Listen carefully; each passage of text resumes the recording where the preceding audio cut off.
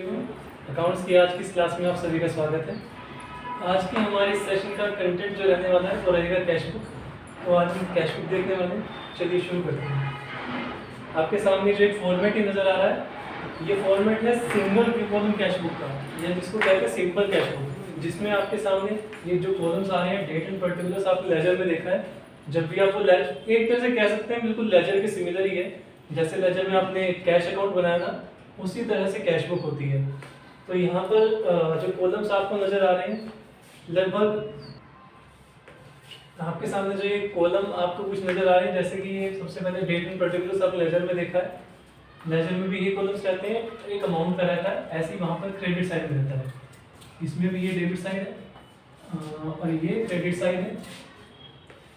बस हमने कॉलम यहाँ पर एक और होता है छोटा सा, वो LF का, वो हम अभी नहीं रख रहे क्योंकि स्पेस का थोड़ा कमी है, तो हम वो कॉलम आप रख सकते हैं। फिलहाल आपको जो नजर आ रहा है अमाउंट का कॉलम डेबिट, अमाउंट का कॉलम उधर क्रेडिट, केवल ये दो ही कॉलम नजर आ रहे हैं, उसको कहते हैं सिंपल कैश बुक। तो कैश बुक में सिंपली हमको करना क्या होता है, सबसे आसान इसको हम बोल सकते हैं अकाउंट्स में जो चीज़ आती है, क्या करना होता है, आपको केवल कितना कैश आ रहा है और कहाँ कैश जा रहा है। जब भी कैश आएगा तो आपको यहाँ लिखना है, जब भी कैश जाएगा तो आपको यहाँ लिखना है। सॉरी, आपको इसमें पर्टिकुलर्स में यहाँ पर लिखना है, अमाउंट इस साइड में आ जाएगी। तो देखिए इसकी ज़रूरत क्या होती है, कौन लोग ये कैश बुक बनाते हैं। ये कैश बुक वो दुकानदार बनाते हैं या वो बिजनेसमैन बनाता है जिनका काम बहुत ज़्यादा नहीं होता, या जिनका काम कह सकते हैं लगभग नगद ही चलता है, उनको ज़्यादा अकाउंट्स बनाने की ज़रूरत नहीं पड़ती। अब जब हमने किया था लेजर का काम कर रहे थे, वहाँ पर तरह तरह के अकाउंट्स आ रहे थे। अब किसी का काम ही सारा नगद में चलता है, मान लीजिए कोई चाय की टपरी, चलो तो फिर भी आप कह सकते हैं उसमें तो फिर भी उधार चल जाता है। कोई ऐसा काम अगर आप अज्यूम कर लेंगे जहाँ पर काम बिल्कुल नगद में ही चल रहा है, तो उनको पूरे अकाउंट्स बनाने की जरूरत नहीं है। वो लोग केवल कैश बुक ही बना देते हैं, क्योंकि उनको कैश में ही वो खरीदेंगे, कैश में उनका खर्चा होगा, कैश में उनके पास पैसे आ जाएंगे, सब कुछ उनका इसी में आ जाएगा। यहाँ से उनको पता चल जाएगा कहाँ उनके पास कितना पैसा आया है और कहाँ से उनके पास कितना पैसा गया है। तो ये देख लेते हैं, फिलहाल हम कैश बुक बनाने वाले हैं। चलिए शुरू करते हैं। मान लीजिए 1 जनवरी से हम लोग शुरू करने वाले हैं। 1 जनवरी में हमने बिजनेस स्टार्ट किया, तो आप मैं मानता हूँ लेजर और जर्नल आपको आते हैं या नहीं आते हैं, तो आप उसको पहले कर लीजिए, उसके बाद यहाँ पर आइएगा। तो पहले हम करने वाले हैं कैश बुक बनाने स्टार्ट करने से करते हुए। सबसे पहले हमारी एंट्री है, मान लीजिए अब ये मान के चलिएगा कि बिजनेस आपका है और कुछ भी आप बिजनेस कर रहे हैं। तो सबसे पहले आपने क्या किया है, बिजनेस स्टार्ट किया है, पैसा आपने लगाया है। तो बिजनेस में आप सोचिए क्या हो रहा है, बिजनेस स्टार्ट कर रहे हैं, 10,000 रुपए की कैपिटल से पैसा आ रहा है, एंट्री हो जाएगी टू कैपिटल। कोई डाउट है? टू कैपिटल 10,000 रुपये आपके पास आ गए। उसके अलावा सेम डेट में आपने अपना पैसा भी लगाया है, प्लस आपने बैंक से लोन भी लिया है। बैंक से लोन लिया है तो क्या हो रहा है, पैसा, केवल आपको पैसे को देखना है, पैसे का क्या हो रहा है, पैसा आ रहा है कि पैसा जा रहा है। पैसा आ रहा है यहाँ पर आ जाएगा, पैसा जा रहा है तो यहाँ पर आ जाएगा। तो लोन आपने लिया है, पैसा क्या हो रहा है, पैसा आ रहा है, तो यहाँ पर लिख दीजिए आप टू लोन। मान लीजिए 5,000 रुपये का आपने लोन ले लिया। उसके बाद अब आपने क्या किया, आपने किया माल खरीदा, पैसा लगाने के बाद आपने माल खरीदा। अब माल खरीदेंगे क्या होगा, पैसा जाएगा। माल खरीदने के लिए आपको क्या करना पड़ेगा, आप माल कुछ भी खरीदने जाएंगे, पैसे देंगे ना उसको, तो पैसा क्या हो रहा है, पैसा जा रहा है। क्या करेंगे, नेक्स्ट डेट कुछ भी आप डेट मान लीजिए 10 जनवरी में आपने किया है, तो बाय परचेज। ये चीज तो आप लेजर में देख चुके हैं, ये टू साइड होती है, बाय साइड होती है, तो आपको इधर टू ही करना है, उधर बाय करना है। तो बाय परचेज मान लीजिए आपने 5,000 रुपये का माल खरीदा है, तो 5,000 रुपये अब आप खरीद हो गई। अब नेक्स्ट आप क्या करेंगे, मान लीजिए आपने कोई खर्चा किया, वेजेस वगैरह आपने दिए, तो क्या हुआ, पैसा जा रहा है। आपने क्या दिया, मजदूरी दी है, वेजेस आपने दिए, तो पैसा जा रहा है। तो बाय में वेजेस या फ्रेट, कुछ भी हो सकता है, वेजेस फ्रेट, कोई भी एक्सपेंस आपने दिया है, जो भी आपने पे किया है, तो बाय वेजेस। उसके बाद आप क्या करेंगे, आप माल बेचते हैं, तो माल बेचने में क्या होगा, पैसा आएगा, तो फिर से आप एंट्री कर देंगे। मान लीजिए 15 जनवरी में आपने माल बेचा है, क्या हो गया, टू सेल्स, आपने माल बेचा है, तो सेल्स, सेल मान लीजिए आपने किया है कितने का, 9,000 रुपये का। उसके बाद अब आपने देखना है आपने क्या करना है, सेल आपको होगा। अब फर्दर आप क्या करेंगे, हो सकता है फिर से आप माल खरीदें, क्योंकि आपने माल खरीदा था, बेच दिया, फिर से आप माल खरीद लिया मान लीजिए आपने, अब किसी भी डेट में मान लीजिए आपने फिर माल खरीदा है, तो बाय में आपने देखा है परचेज, फिर मान लीजिए आपने कुछ माल खरीदा है। उसके बाद मान लीजिए आपने कोई एसेट्स खरीदी है, कोई संपत्ति खरीदी है, क्या होगा, पैसा जाएगा। जब भी आप कुछ खरीद रहे हैं, कोई खर्चा कर रहे हैं, पैसा जा रहा होता है। आप केवल सोचना है आपको कि हो क्या रहा है, आप अपने बिजनेस के ऊपर लेकर सोचिए कि आप क्या कर रहे होंगे। कुछ भी खरीद रहे हैं तो पैसा दे के खरीदते हैं ना। तो आपने मान लीजिए कोई संपत्ति खरीदी है, फर्नीचर मान लीजिए आपने खरीदा है, तो बाय फर्नीचर, 2,000 रुपये का खरीदा है। अब आपको एक कमीशन दे रहे हैं, क्या होगा, पैसा जा रहा है, तो बाय कमीशन,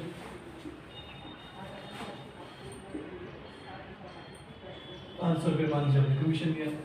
अब आपने ये पैसा जो आपने था, मान लीजिए कुछ आपको कहीं से कुछ पैसा मिल रहा है, मान लीजिए कहीं से आपको ब्याज मिल रहा है, कहीं आपने बिजनेस को कोई पैसा कहीं लगा रखा होगा, वहां से आपको ब्याज मिल रहा है, तो मान लीजिए आपको कहीं से ब्याज मिला या आपको कहीं से और कमीशन मिला, कुछ भी आपको मिल रहा है, तो टू कमीशन या फिर इंटरेस्ट, कहीं से भी आपको कुछ मिलता है।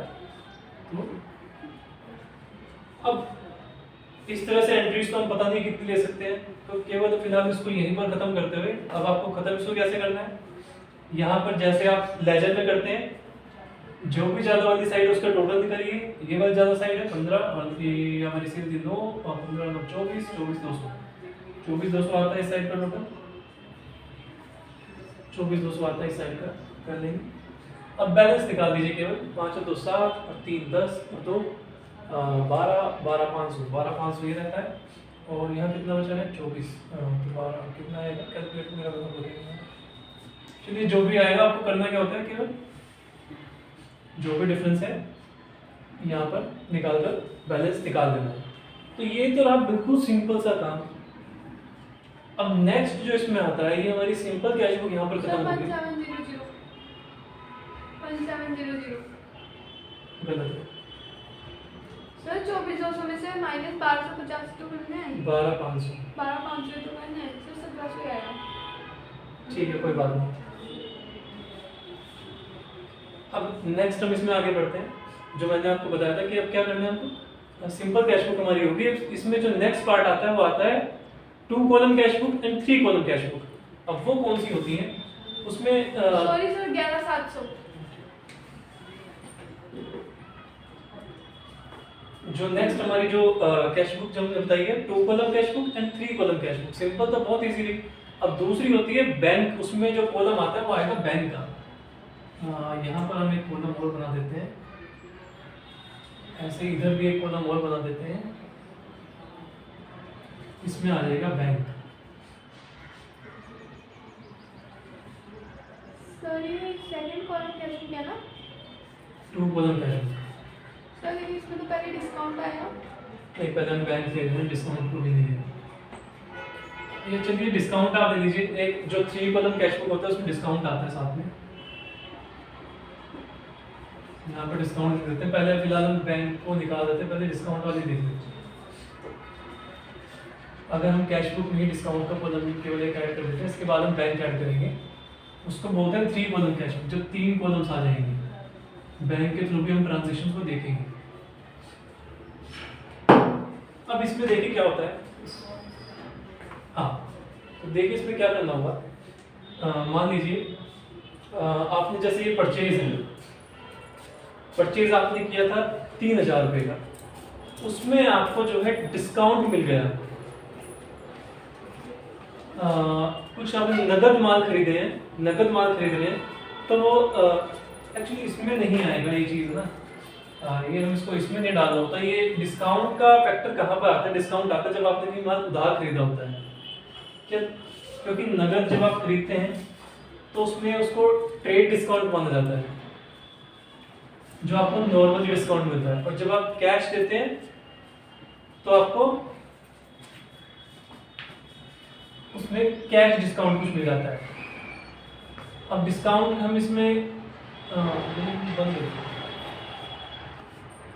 तो डिस्काउंट कम देख रहे थे। डिस्काउंट में क्या होता है, देखिए जब आप नगद माल खरीदते हैं तो आपको नॉर्मली ट्रेड डिस्काउंट मिलता है, तो उसको तो आपको कहीं रिकॉर्ड ही नहीं करना होता। तो यहाँ पर रिकॉर्ड कौन सा डिस्काउंट करना होगा, रिकॉर्ड यहाँ पर करना होता है कैश डिस्काउंट। जब मान लीजिए आपने कोई जब आप माल कोई खरीदते हैं तो आप एंट्री करते हैं परचेज डेबिट टू क्रेडिटर्स।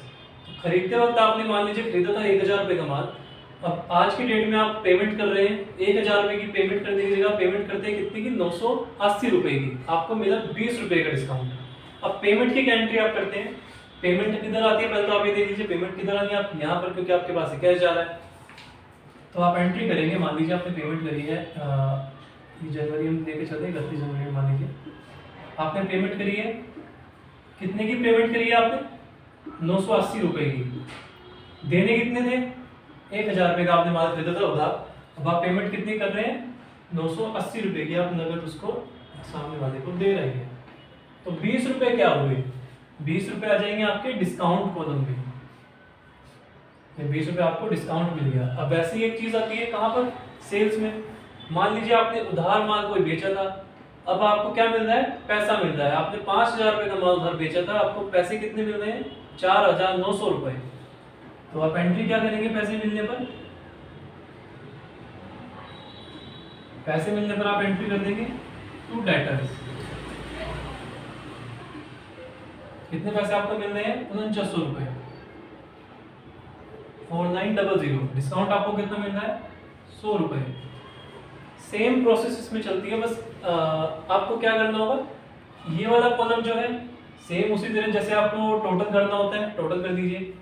वैसे ही बैलेंस आपको निकालना है, केवल एक डिस्काउंट में आपको देखना होता है। ऐसे ही यहाँ पर आप टोटल कर देंगे दोनों साइड का। केवल डिस्काउंट वाले कॉलम में आपको क्या बोलते हैं, डिस्काउंट वाले कॉलम में आपको बैलेंस नहीं निकालना होता है, डिस्काउंट वाले कॉलम को आपको टोटल ही करके रखना है। अब नेक्स्ट हम शुरू करने वाले हैं, यहाँ से पॉज करिए। हाँ, तो डिस्काउंट में एक डाउट था, हमारे जो सामने स्टूडेंट हैं उनका एक डाउट था डिस्काउंट में। तो डिस्काउंट वो कह रहे थे कि हमको इतना समझ नहीं आया, एक बार दोबारा से बता दीजिए।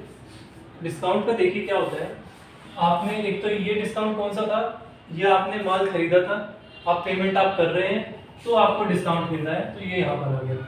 आपने पेमेंट की 980 रुपये की, 20 रुपये का आपको डिस्काउंट मिल गया, आपने डिस्काउंट वाले कॉलम ले लिया, ठीक है। अब ऐसे ही यहाँ पर ये क्या था, देखिए यहाँ पर सेल की तो मैं एंट्री नहीं कर सकता क्योंकि हम कौन सी वाली कर रहे हैं, उधार वाली। तो उधार का इसमें नहीं है क्योंकि हम सेल की उधार की क्या एंट्री करते हैं, डेटर्स डेबिट टू सेल्स। तो कैश कॉस्ट में कहीं नाम नहीं आ रहा है तो वो इसमें नहीं आएगा। अब जब आप उसकी पेमेंट करेंगे ना, डेटर्स डेबिट टू कैश, तो वो यहाँ पे आएगा। सॉरी डेटर्स नहीं, आपकी कैश आएगा, से वो डेटर्स से तो कैश आएगा, तो कैश डेबिट टू डेटर्स वो यहाँ पर आएगा। आपको मान लीजिए 4900 आ रहा है, आपने यहाँ पर मैं लिख देता हूँ, ठीक है। सेल्स हमने की थी, क्रेडिट पे उधार हमने माल बेचा था कितने का, 5000 रुपये का, ठीक है। अब हमारे पास पैसे कितने आ रहे हैं, ये वाले 4900, 4900 रुपये। डिस्काउंट कितना मिल रहा है, 100 रुपये का। तो टू डेटर्स कितने का, 4900 रुपये की पेमेंट हो गई और 100 रुपये का डिस्काउंट मिल गया। अब बात आई थी क्या कि जो ये चलने वाला है ना, ये तो वैसे ही चलेगा, आपने टोटल मारा, इधर आपने क्या किया, बैलेंस निकाल दिया। अब जो ये डिस्काउंट वाला जो कॉलम होता है ना, इसका आपको केवल टोटल करना होता है दोनों साइड का, इसमें कोई बैलेंस नहीं निकलता, ठीक है। केवल आपको इस कॉलम का टोटल करना है, कैश वाले का, आपको डिस्काउंट वाले कॉलम को भी टोटल करना है, लेकिन इसका बैलेंस नहीं निकालना। केवल आप जो ये वाला कॉलम होता है, केवल इसका बैलेंस निकाल दीजिए। अब इसके बाद डिस्काउंट वाला कॉलम हो गया, इसके बाद हम शुरू करते हैं 3 कॉलम कैश बुक इसमें आ जाएगा। उसमें एक कॉलम और ऐड होता है बैंक का।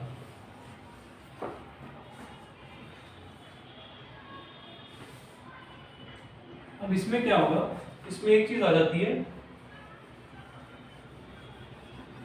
कि कुछ जो पेमेंट्स होती हैं जो आप अपने बैंक के थ्रू करते हैं अपने, मैं यहाँ से ये सब कुछ ही निकाल देता हूँ क्योंकि हमें बिल्कुल ही एक तरह से हम नए सिरे से इसको समझते हैं बैंक वाले कैश बुक को, 3 कॉलम कैश बुक को, क्योंकि आपको मेनली जो है एग्जाम्स में या कहीं पर भी यही मेनली पूछा जाता है। सिंपल कैश बुक का तो मुश्किल है क्वेश्चन आए कोई। सर हमने नोट्स भी बनाए। कोई बात नहीं।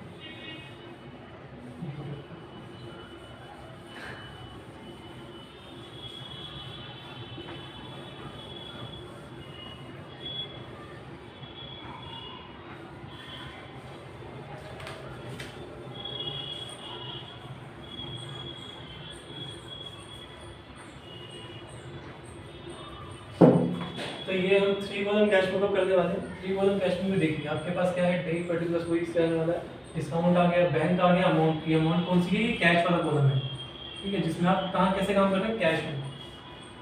तो देखिए एक स्पेशल जो है एंट्री होती है जो आपको मैंने पहले वाले उसमें नहीं बताई थी। वो क्या होता है, जब आप पैसा बैंक में जमा करते हैं और पैसा बैंक से निकालते हैं, उसकी एंट्री हमने पहले नहीं की थी। अब मैं आपको उसकी एंट्री देके बता देता हूँ। जब भी आपने बैंक में पैसा जमा किया तो आपके पास से क्या हो रहा है, पैसा जा रहा है, आप बैंक में जमा कर रहे हैं। तो डेबिट क्या करेंगे, बैंक में पैसा आप जमा कर रहे हैं, बैंक डेबिट कर देंगे आप टू कैश। अब जब आप पैसा बैंक से निकालने वाले हैं तो इसकी उल्टी एंट्री हो जाएगी, cash debit to bank. Bank से आपने पैसा निकाल लिया, कैश आपके पास आ गया, तो बैंक से आपने निकाल दिया। बैंक में पैसा किसका है, हमारा। कैश किसके पास आ रहा है, हमारा ही अकाउंट बैंक में खुला हुआ है, हमने कैश जाकर अपने अकाउंट में जमा कर दिया।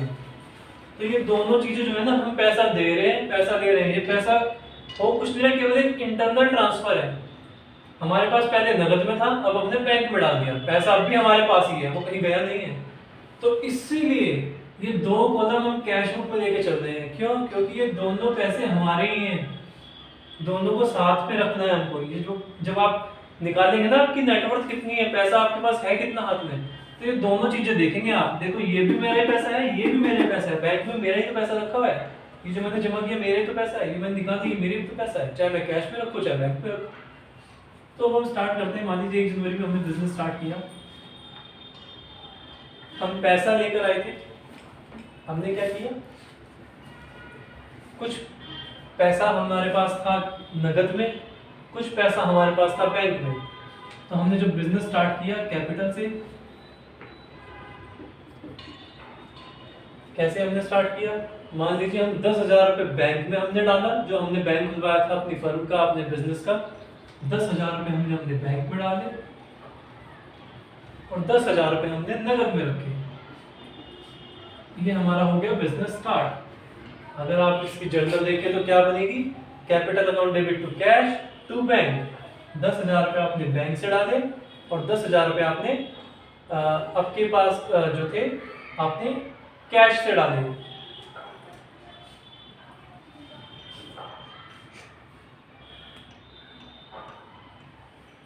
उसके बाद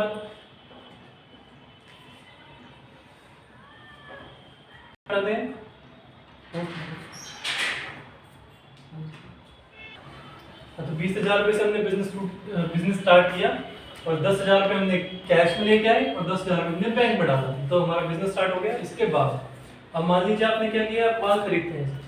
सबसे पहले आपने कुछ पैसे से माल खरीदा,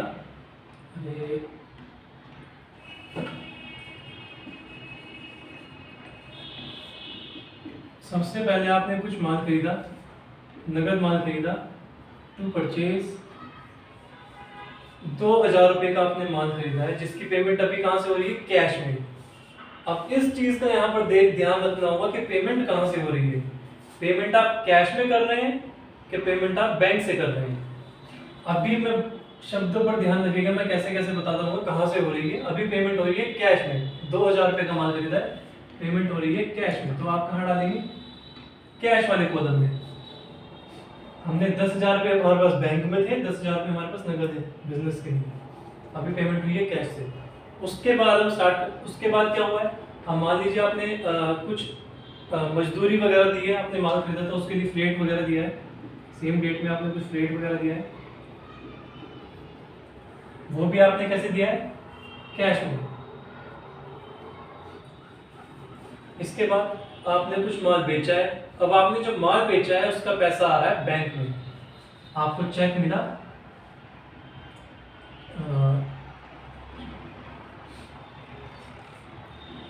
आपको चेक मिला है, आपने क्या किया, उसको बैंक में, हाँ जी, सेल्स, माल बेचने पर आपको चेक मिला है, कितने का मिला है, 3,000 रुपये का। तो 3,000 रुपये आपके पास आ गए बैंक में। नेक्स्ट, आपने फिर से कोई पेमेंट की है, कुछ आपने फर्नीचर वगैरह खरीदा है, कुछ आपने संपत्ति खरीदी है, तो कोई भी एसेट्स मान लीजिए आप, अरे भाई मैंने नहीं लिखा, यहाँ पर आप ध्यान रखिए, कुछ अगर लिखना जैसे बाय लिखना रह गया तो मतलब वो इंक्लूडेड है वहाँ पर। तो बाय एसेट्स मान लीजिए आपने कुछ संपत्ति खरीदी है 5,000 रुपये की, ये भी आपने कैश में खरीदी है। अब यहाँ पर एक जो एंट्री आने वाली है जिसको थोड़ा सा समझने की जरूरत है, वो होती है कैश एंड बैंक, जहाँ पर दोनों चीजें आने वाली हैं। जब आप बैंक से या तो पैसा निकाल रहे हैं या फिर आप बैंक में पैसा जमा कर रहे हैं, तो उसको थोड़ा ध्यान रखना होता है। अब हमको क्या करना है, विड्रॉल करना है बैंक से, तो उसकी एंट्री हमने देखी थी, cash account debit to bank, आपने कैश निकाल दिया अपने बैंक से, तो उसकी एंट्री आप क्या करेंगे,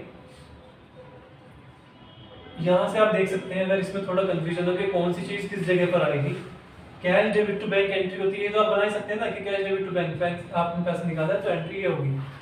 तो टू बैंक, टू वाली साइड कौन सी है, ये वाली, तो टू बैंक आपको यहाँ पर लिखना है।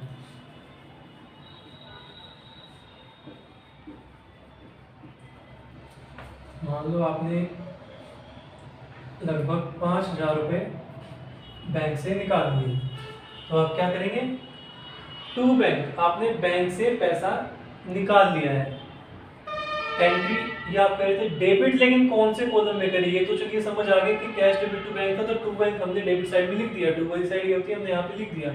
लेकिन अब ये डेबिट कौन सा कॉलम करेंगे, बैंक का या कैश का, डेबिट कौन सा कॉलम होगा, डेबिट कौन सा काउंट हो रहा है यहाँ पर, कैश।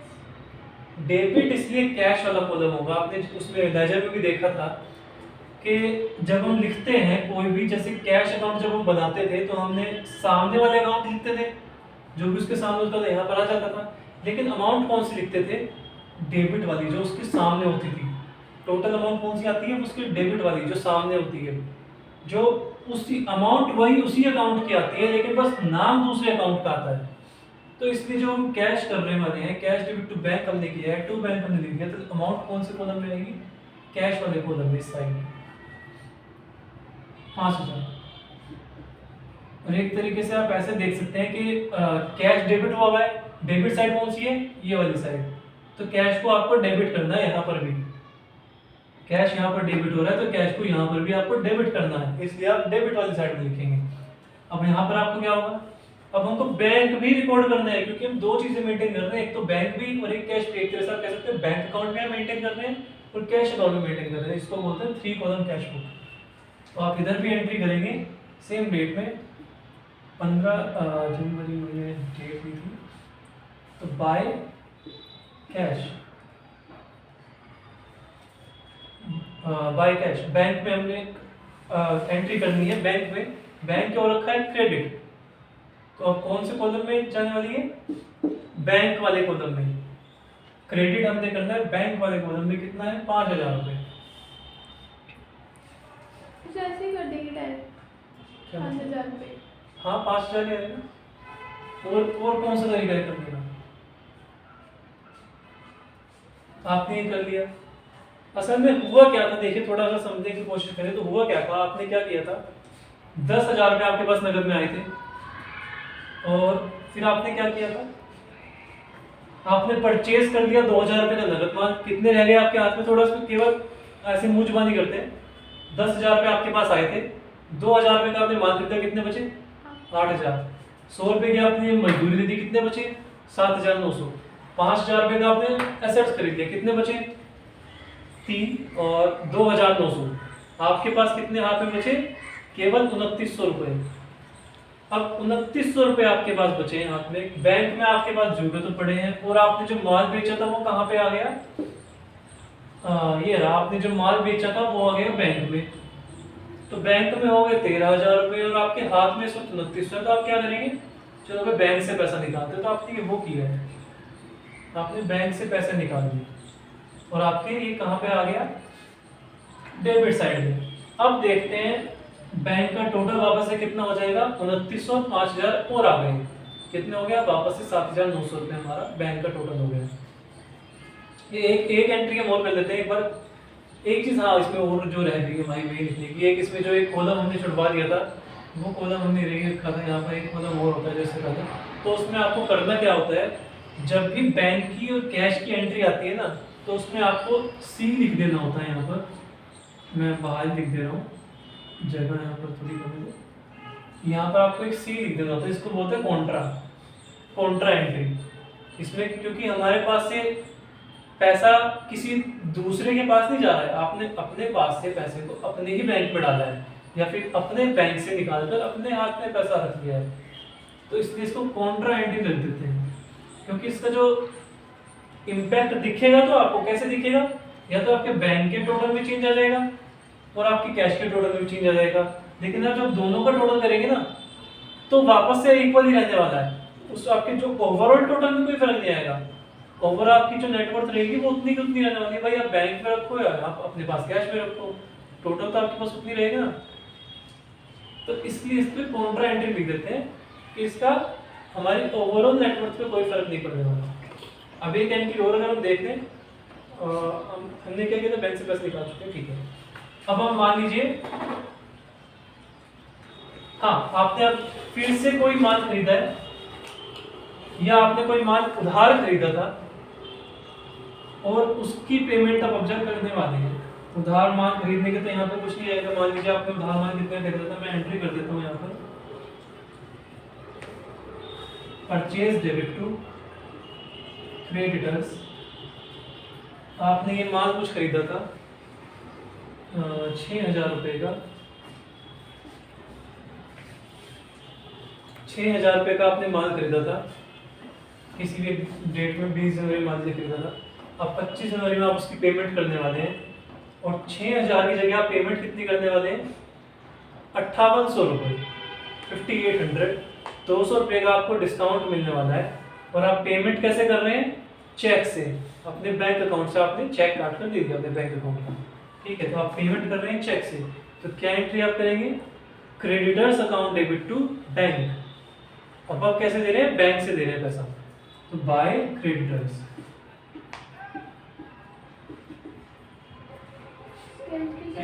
उधर भी होगी ना एक बार? नहीं, इसमें क्यों दोबारा होगी? ये तो गया है ना पैसा हमारा, बैंक से हम पेमेंट कर रहे हैं, अपने क्रेडिटर्स को हम बैंक से पेमेंट कर रहे हैं, तो बैंक से पैसा जा रहा है इसलिए यहाँ पर एंट्री कर रहे हैं ना। आप मान लीजिए कि जैसे कैश अकाउंट बन रहा है वैसे यहाँ पर ये बैंक अकाउंट बन रहा है। अगर कैश में पैसा जाएगा तो हम कैश वाले कॉलम में एंट्री करते हैं, बैंक से पैसा जाएगा, बैंक में पैसा आएगा तो हम बैंक वाले कॉलम में एंट्री करेंगे। तो ये बैंक से जो पैसा जा रहा है उसमें एंट्री करनी है हमको 5800 रुपये की।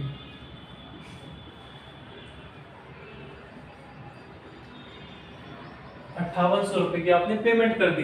पेमेंट कर दी कितनी थी? 6,000 रुपये की। 200 रुपये का आपको डिस्काउंट मिल गया। तो ऐसे आपको लेकर चलना है। मान लीजिए आपके पास ये होगा, ठीक है। अब आप क्या करने वाले हैं, आप एक एंट्री और दे दें कॉन्ट्रा वाली। बैंक से हमने विड्रॉल की कर लिया और मान लीजिए बैंक में जमा करने वाले हैं पैसे। तो बैंक में जमा करने की एंट्री ये है हमारी। तो बैंक में जमा करते हैं, 31 जनवरी हम डेट दे देते हैं। बैंक में हमने पैसा जमा किया तो टू कैश, बैंक में हमने पैसे जमा किए हैं 5,000 रुपये, तो बैंक वाले कॉलम में आ जाएगा। कोई डाउट है? बैंक डेबिट टू हमने कैश किया है, टू कैश इधर आने वाला है। ये तो सीधी सी बात है, समझ आ ही जाता है। अब बस जो थोड़ा बच्चों को डाउट आता है वो आता है कि कौन सा कॉलम में डालें। तो जो कॉलम जो बैंक हमने क्या किया है, बैंक के भी करने वाले हैं हम इधर काम। असल में बैंक टू कैश हमने कर दिया है तो डेबिट हमको कॉलम कौन सा करना है, यहाँ पर आपको दिख जाएगा। जो अकाउंट डेबिट हो रहा है उसी कॉलम में हमको अमाउंट डालनी है। बैंक वाले कॉलम में 5000 रुपए। अब क्रेडिट हमारा हो रहा है कैश 31 जनवरी बाय बैंक,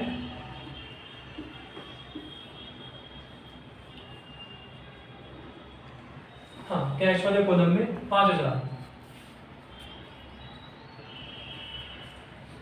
अब आपको करना क्या होता है फिर लास्ट में, अब टोटल करेंगे इस वाले कॉलम का, आपके बैंक वाले कॉलम का, फिर आपके कैश वाले कॉलम का, जो भी साइड ज्यादा है उस साइड का टोटल कर दीजिए।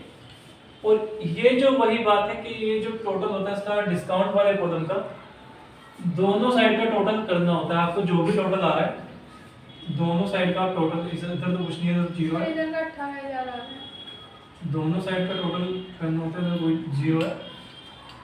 और इधर जो भी ज्यादा आ रहा है 18,000 यहाँ का आ रहा है, इधर का 1200 आ रहा है, 12,200। बैंक कॉलम का भी करते हैं 5800, तो 18,000 यहाँ पर लिख देंगे आप, 5800 है 10,800, तो ये बचता है हमारे पास 7200।